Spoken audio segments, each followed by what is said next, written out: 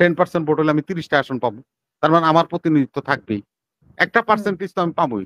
সারা বাংলাদেশে 300 আসনে ভোট দিলে দেখা যাবে তো একটা পার্সেন্টেজ বাইরেবেই, তো বাইরে হইলে মনে করেন যেন 1% বাইরে, তো আমি 3টা পাইলাম, পাবো তো। তাদের কাছ থেকে টাকা দিয়ে তারা আসন কিনে নিয়ে যাবে। কারণ হলো কেউ তো নমিনেশন ফর্ম কিনতে হবে না, জমা দিতে হবে না, মার্কার উপরে ইলেকশন হবে। ইলেকশন হওয়ার পরে যে যেটা সিট পাবে সে তার আসনে সে বলবো যে এই আমার 5 জনটা আমি এমপি হিসেবে পাঠাইলাম। কি জানি ঘুষের টাকার ইয়ে পাওয়া যায়, ব্যাংকের ইয়ে পাওয়া যায়, সচিবের ডয়ারে, এগুলি তো আর করতে পারবেন, আমরা চাইলাম না। অসুবিধা কি? আপনারা পিয়ার পদ্ধতি করলে, আমি পদ্ধতিটা বলতেছি, আমি চাওয়া না চাওয়াটা বলছি না। চাওয়া না চাওয়াটা কোনো এক সময় হয়তোবা চাইতেও পারে। আমি বলছি পদ্ধতিটা কি? পদ্ধতিটা হলো মার্কার এগেনিস্টে নির্বাচন হবে। আপনি যদি জোট করেন, বিএনপি এখন 12 দলীয় জোট আছে, 12 দলের নিবন্ধন আছে এবং তাদের মার্কা আছে। পিআরে যদি নির্বাচন করতে চান তাহলে সবাই মার্কা দিয়ে নির্বাচন করতে হবে। যদি আপনি নির্বাচনে না যান বা মার্কা অন্যটা ব্যবহার তো সুযোগ নেই, এখানে তো কোনো প্রার্থী নেই, তাহলে আপনার মার্কা কাউন্টে আসবে না। তো কাউন্টে না আসলে তো আপনার অটোমেটিক নিবন্ধন বাতিল হয়ে যাবে। তো এই জিনিসটা তো আপনার বুঝতে হবে। তো ভালো কথা, 147টা দল এখন নির্বাচন কমিশনের নিবন্ধন পাওয়ার জন্য আবেদন করছেন। আমার কাছে তথ্য আছে, এখানে আওয়ামী ঘরানার প্রায় 80% দল রেজিস্ট্রেশনের জন্য তারা আবেদন করছে।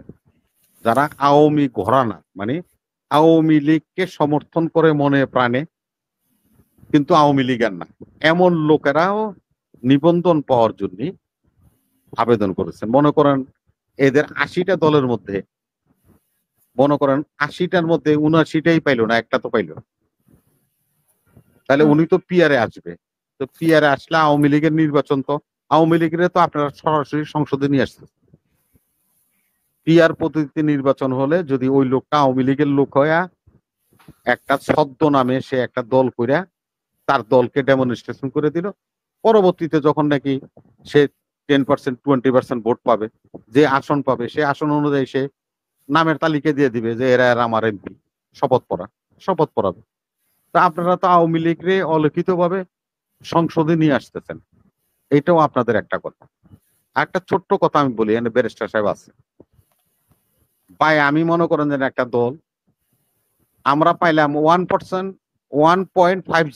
মানে 1.5% ভোট পাইলাম, আর একটা দল আপনার 5.75 পাইল, মানে এটা তো সংখ্যার উপরে তো হিসাবটা হবে। তো সংখ্যার হিসাবে তো ফ্র্যাকশন থাকবে, সংখ্যাতে তো ফ্র্যাকশন থাকবে।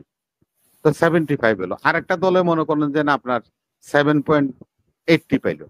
তো এখন এটারে যে ফ্রিকশনটা আছে 50 তো একটা আসন হবে না, 0.50, 0.75 একটা আসন হবে না, 0.80 তো একটা আসন হবে না, 100 হইলে আসন হবে। এখন এই যে ফ্যাকশন গুলি থাকবে, এই যে ক্ষুদ্র ক্ষুদ্র ভগ্নাংশ গুলি থাকবে, এগুলি মিলাইলে দেখা যাবে যে 20টা আসন হয়, মানে এগুলির যোগ করলে দেখা যাবে যে 20টা আসনের সমতুল্য এই ফ্যাকশন গুলি হয়। তখন ওই 20টা আসন কাকে দিবেন আপনি? কে পাবে? খালি তো রাখতে পারবেন না, 300 আসনের তো নির্বাচন। তাহলে এখানেও এটার পদ্ধতিটা কি হতে হবে? আপনারা তো এটার সম্বন্ধে জানেনই না, এটার সম্বন্ধে পিয়ার সম্বন্ধে বুঝেনি না। আপনারা পিয়ার করতেছেন, না বুঝাই বলতেছে, না বুঝা মানে তাদের হিসাবটা হলো যে পিয়ার হলে আমি 1% ভোট পাইলে আমি 3টা আসন পাইলাম, 10% ভোট হলে আমি 30টা আসন পাবো, তার মানে আমার প্রতিনিধিত্ব থাকবেই, একটা পার্সেন্টেজ তো আমি পাবোই। সারা বাংলাদেশে 300 আসনে ভোট দিলে দেখা যাবে তো একটা পার্সেন্টেজ বাইরেবেই, তো বাইরে হইলে মনে করেন যেন 1% বাইরে, তো আমি 3টা পাইলাম, পাবো তো। এই হিসাব করে ওনারা এদিকে আগাচ্ছে। আর এদিকে বুঝতেছে না যে ওনাদের জোট করতে পারবে না, ওনারা আলাদা করে না জোট, পিয়ারে তো জোট চলবে না। পিয়ারে তো হলো যার যার মার্কায় নির্বাচন হবে, এটা তো পিয়ারে নির্বাচন হলে তো মার্কার নির্বাচন, প্রার্থীও থাকবে না, কেউ থাকবে না, পোস্টার মোস্টার কিছু থাকবে না, মার্কার নির্বাচন হবে। দানের শীষ, নৌকা, আপনার বই খাতা কলম ট্রাক ইগল এরকম মার্কা থাকবে, মার্কায় নির্বাচন হবে, ভোটাররা মার্কাকে সিল করবে। তো এখন আপনাকে বুঝতে হবে যে একই আসনে আমরা কেউ হয়তো বা 3টে আসন পাইলো, কেউ 10টা আসন পাইলো, কেউ 20টা আসন পাইলো। আমরা যে আসন বেচাকিনি হয় বা বর্তমানেও হচ্ছে আমরা জানি, সে আসন বেচাকিনি তো আরো ব্যাপকভাবে হবে। একটা অর্ডিনারি দল মনে করেন 5টা সিট পেয়ে গেল, এদেশের ব্যবসায়ীরা হাজার হাজার কোটি টাকা কামাইছে, এমপি হওয়ার জন্য বসে আছে, সে 100 কোটি টাকা দিয়ে একটা আসন নিয়ে যাবে, 200 কোটি টাকা দিয়ে একটা আসন নিয়ে যাবে, টাকার তো অভাব নেই তাদের কাছে। তাহলে এখানে তো দুর্নীতির মহোৎসব হবে। আপনারা দুর্নীতির এমন জায়গায় নিয়ে যাচ্ছেন যে সেখান থেকে আর ফিরে আসার কোনো ব্যাকআপ প্যাভিলিয়নে কোনো স্কোপ নাই। শেষ করবেন। এই জন্য আমরা বলছি যে পিআর পদ্ধতিটা ভালো, ভালো দেশের জন্য ভালো, আপনার জন্য আমার জন্য ভালো না। আমরা একটা ন্যাশনাল কনসেনসাসে আসতে পারি না, সংলাপ করতে হয় দিনের পর দিন, ঘন্টার পর ঘন্টা, একজন আরেকজনের মতের সাথে মিলতে পারি না, সেখানে পিআর দিয়ে কি করবেন? পিআর আপনাকে রক্ষা করতে পারবে? রক্ষা করতে পারবে। এই জন্য আমরা বলছি আস্তে আস্তে পদ্ধতিগত ভাবে এগুলি করা যায়। একটা এরিয়া বেসিস, এলাকা বেসিস এরকম, বা বিভিন্ন নির্বাচন আছে আমাদের দেশে, ইউনিয়ন পরিষদ আছে, উপজেলা আছে, জেলা পরিষদ আছে, বিভিন্নভাবে ট্রায়াল করা যেতে পারে। কিন্তু এইভাবে জাতীয় সংসদকে পিআর এর আওতায় নিয়ে গেলে দুর্নীতির মৎসব শুরু হবে। কারণ এদেশের শিল্পপতিরা উৎপাইতে থাকবে, যে কোনো একটা অর্ডিনারি দল 2টা সিট পেলো, 3টা সিট পেলো, 5টা সিট পেলো, তাদের কাছ থেকে টাকা দিয়ে তারা আসন কিনে নিয়ে যাবে। কারণ হলো কেউ তো নমিনেশন ফর্ম কিনতে হবে না, জমা দিতে হবে না, মার্কার উপরে ইলেকশন হবে, ইলেকশন হওয়ার পরে যে যেটা সিট পাবে সে তার আসনের, সে বলবো যে আমার 5 জন আমি এমপি হিসেবে পাঠাইলাম, এই 5 জনকে তারা নির্বাচন কমিশনে পাঠাবে, এই 5 জন সিলেক্টেড হয়ে গেজেট হবে, গেজেট হয়ে স্পিকার আসবে, স্পিকার ভোট পড়াই দিবে। এই সুযোগটা আপনারা কেন করছেন, কেন দিচ্ছেন? যাই হোক, আপনাদের যখন ভালো। আসল কথাটা হলো তো না, ফাইনাল না, এই দেশে নির্বাচনই হবে না, এদেশে নির্বাচনই হবে না।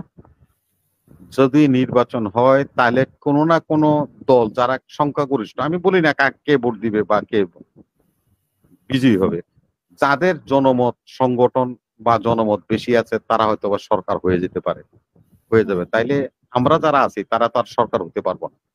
তা আমরা যে দান্দাবাজি করতেছি সচিবালয়ে, আমরা যে দান্দাবাজি করতেছি বিভিন্ন স্কুল কলেজ মাদ্রাসায় বিভিন্ন সরকারি প্রতিষ্ঠানে, এই দান্দাবাজি, এই যে প্রমোশন ডিমোশন, এগুলো তো বন্ধ হয়ে যাবে, তখন তো আর পারবেন না।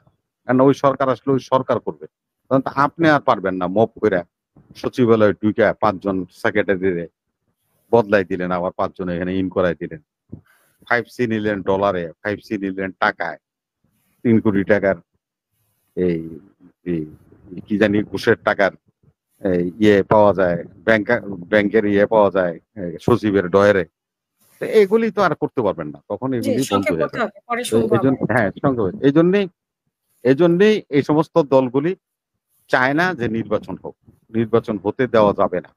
আর একটা ছোট্ট কথা কই আমি শেষ করি, যেন আপনি বললেন যে ইসলামী জোটগুলি ঐক্য করছে, আমি তো ওখানে দেখলাম জামাত ইসলামের আর হলো পীরের দল,